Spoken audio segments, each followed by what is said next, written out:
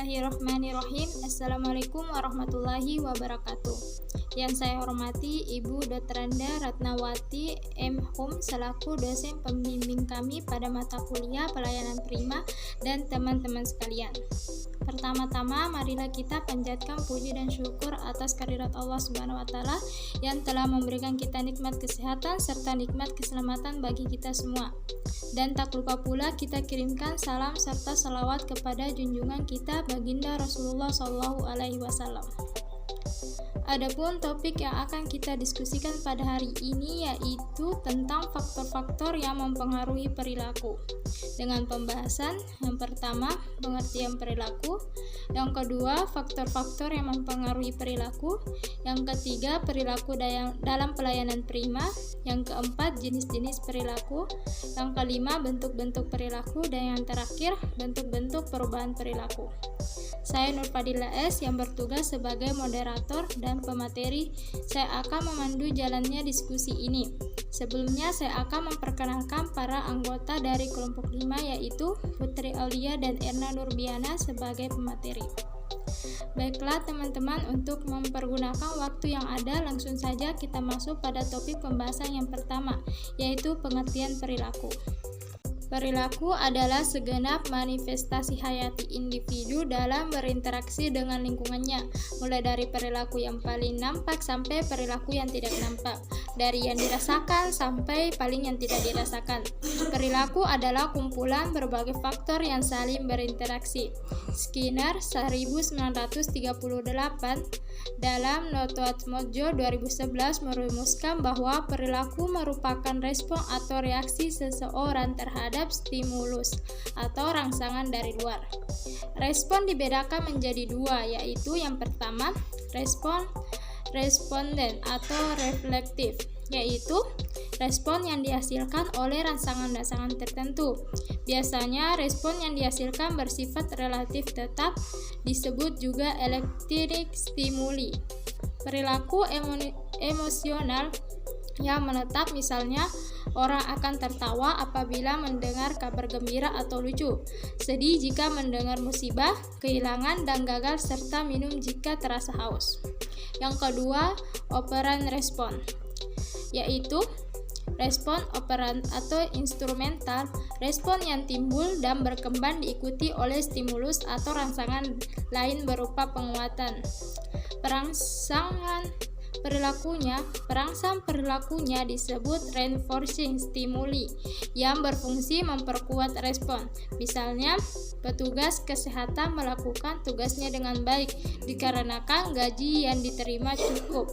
Kerjanya yang baik menjadi stimulus untuk memperoleh promosi jabatan. Baik, saya akan melanjutkan materi mengenai faktor-faktor yang mempengaruhi perilaku. 1. Faktor yang ada dalam diri manusia. Melalui pendekatan ini diketahui bahwa penyebab terjadinya perilaku adalah hal-hal yang ada dalam diri individu.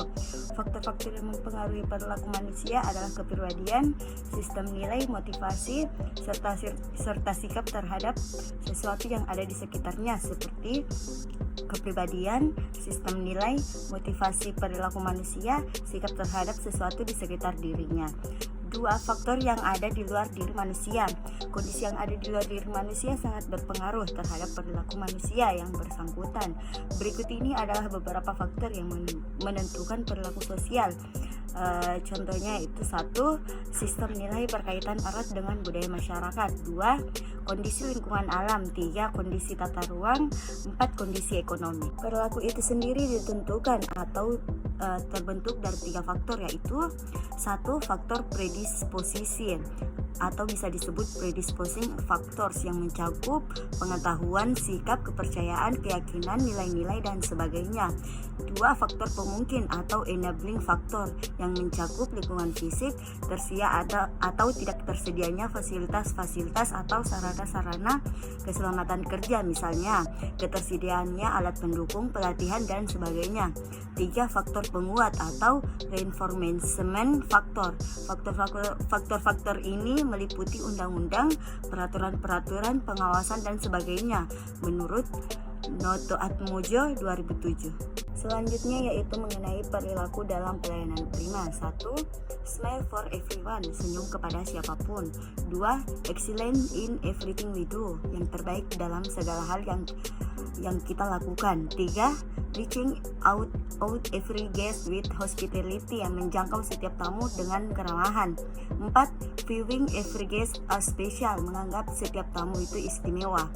5. Inviting guests to return, mengundang tamu untuk kembali. 6.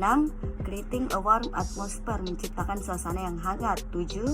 A contact that shows we care, kontak mata yang menunjukkan kita peduli. Baik, poin selanjutnya yaitu jenis-jenis perilaku. Jenis-jenis perilaku ini terbagi menjadi 5, yaitu yang pertama, perilaku sadar, perilaku yang melalui kerja otak dan pusat susunan syaraf. Kedua, perilaku tak sadar, perilaku yang spontan atau instiktif. Ketiga, perilaku tampak dan tidak tampak. Keempat, perilaku sederhana dan kompleks. Kelima, perilaku kognitif, efektif, konatif, dan psikomotor. Poin selanjutnya itu bentuk-bentuk perilaku. Bentuk-bentuk perilaku ini terbagi menjadi 2, yaitu yang pertama, bentuk pasif atau perilaku tertutup, covert behavior, respon seseorang terhadap stimulus dalam bentuk terselubung atau tertutup. Respons atau reaksi terhadap stimulus ini masih terbatas pada perhatian, persepsi, pengetahuan, atau kesadaran, dan sikap yang terjadi pada seseorang yang menerima stimulus tersebut, dan belum dapat diamati secara jelas oleh orang lain.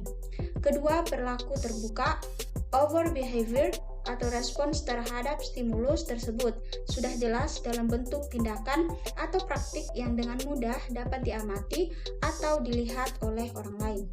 Bentuk perubahan perilaku sangat bervariasi sesuai dengan konsep yang digunakan oleh para ahli dalam pemahamannya terhadap perilaku.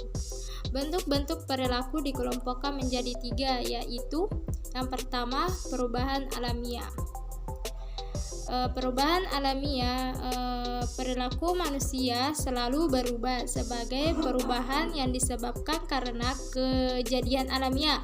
Apabila dalam masyarakat sekitar terjadi suatu perubahan lingkungan fisik atau sosial, budaya dan ekonomi, maka anggota masyarakat di dalamnya yang akan mengalami perubahan. Yang kedua, perubahan rencana. Perubahan perilaku ini terjadi karena memang direncanakan sendiri oleh objek. Dan yang terakhir, kesediaan untuk berubah. Apabila terjadi sesuatu inovasi atau program pembangunan dalam masyarakat, maka yang sering terjadi adalah sebagian orang sangat cepat untuk menerima inovasi atau perubahan tersebut, berubah perilakunya. Baiklah, itulah tadi presentasi dari kelompok kami. Saya selaku moderator dan perwakilan dari kelompok 5 memohon maaf apabila ada kata-kata yang kurang berkenan dan mohon maaf apabila ada kesalahan serta kekurangan, dan terima kasih. Wassalamualaikum warahmatullahi wabarakatuh dan selamat siang.